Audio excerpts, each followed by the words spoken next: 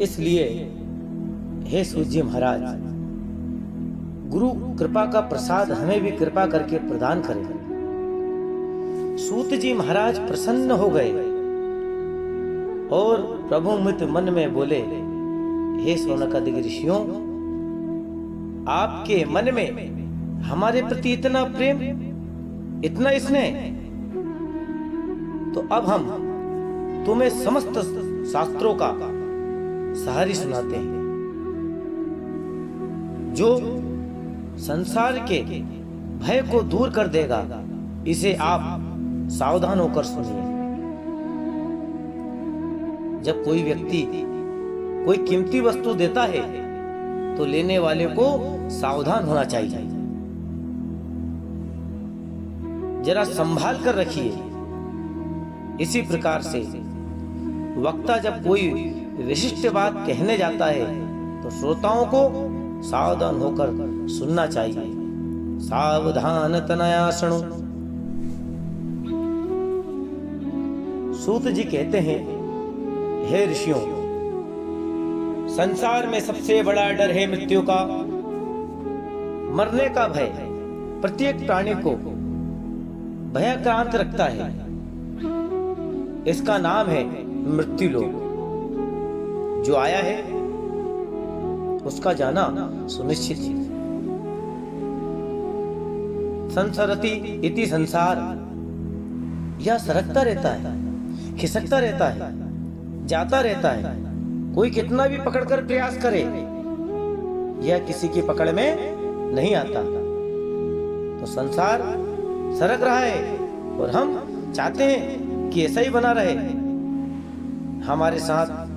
और हमारे चाहने पर भी जब हमसे खिसक जाता है तो बड़ा कष्ट होता है। इस संसार भय को समाप्त करने के लिए महाभागवत श्री सुखदेव जी महाराज ने श्रीमद् भागवत संहिता को कली काल में प्रकट किया। तोता बड़ा मीठा बोलता है, किंतु बोलता वही है जो उसे सिखाया जाता है। तो सुखदेव जी महाराज ने भी जगत के कल्याणकारी भागवत रूपी फल प्रदान तो किया है, पर सन्मुख फल नहीं है।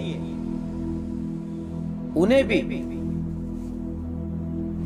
आचार्य परंपरा से जो प्राप्त हुआ है वही उन्होंने संसार को दिया है।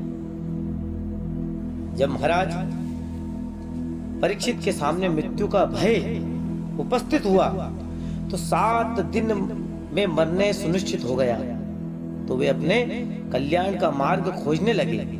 उसी समय महामुनि सुखदेव जी ने श्रीमद् भागवत संहिता के द्वारा परीक्षित को भय मुक्त कर दिया। जैसे ही गंगा के तट पर सुखदेव जी भागवत संहिता का प्रवचन करने के लिए विराजमान हुए तो देवताओं को पता चल गया। सभी देवताओं अमृत कलश लेकर वहां आए सुखदेव जी को प्रणाम करने। अमृत का कलश सामने रख दिया।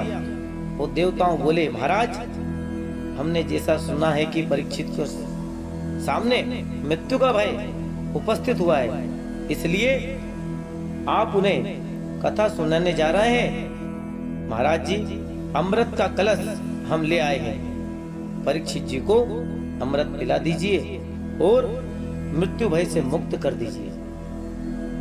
सुखदेव जी को सुनकर बड़ा आश्चर्य हुआ कि देवता लोग इतने परमार्थी कब से हो गए हैं। इस मृत्यु लोक में तो आए दिन लोग मरते हैं। हमने बुलाया ना, परीक्षित ने पुकारा तो फिर बिना बुलाए देवता अमृत लेकर कैसे आए? हमने तो उनको बुलाया नहीं। में प्रसंग आता है, महाभारत में एक प्रसंग आता है कि परीक्षित गरुड़ को अपनी मां वनिता को दासत्व से मुक्ति दिलाने के लिए अमृत की आवश्यकता पड़ी थी।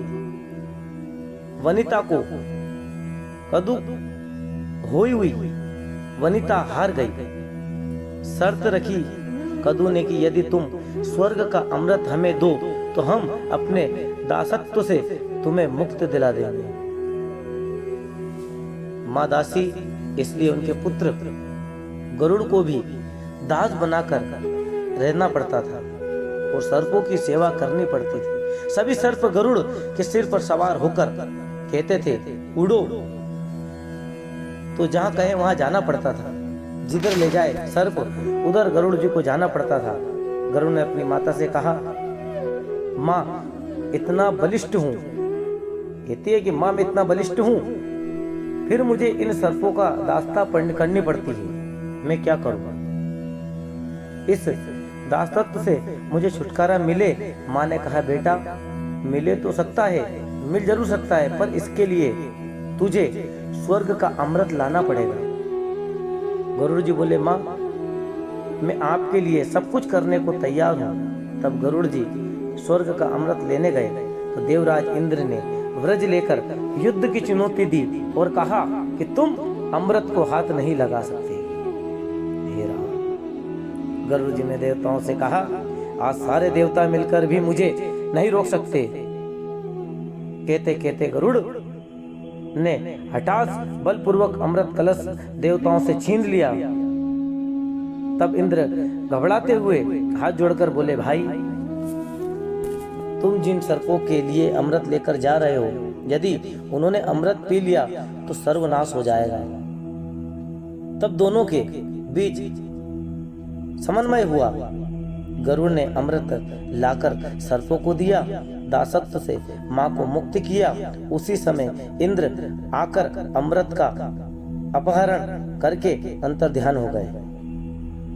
कहने का अभिप्राय यह है कि गरुड़ को आवश्यकता थी तो देवता लड़ने मिटने को तैयार हो गए, अंत में दिया भी नहीं। इसके विरुद्ध आज परीक्षित को बिना बुलाए अमृत देने चले आए। इसी बात सुखदेव जी को बड़ा आश्चर्य हुआ। तब देवताओं ने कहा, महाराज एक निवेदन हमारा भी सुनिए। यह स्वर्ग का अमृत आप परीक्षित को पिला दें, इसके बदले में जो कथा अमृत आप इन्हें पिलाने वाले हैं वो हमें पिला दीजिए।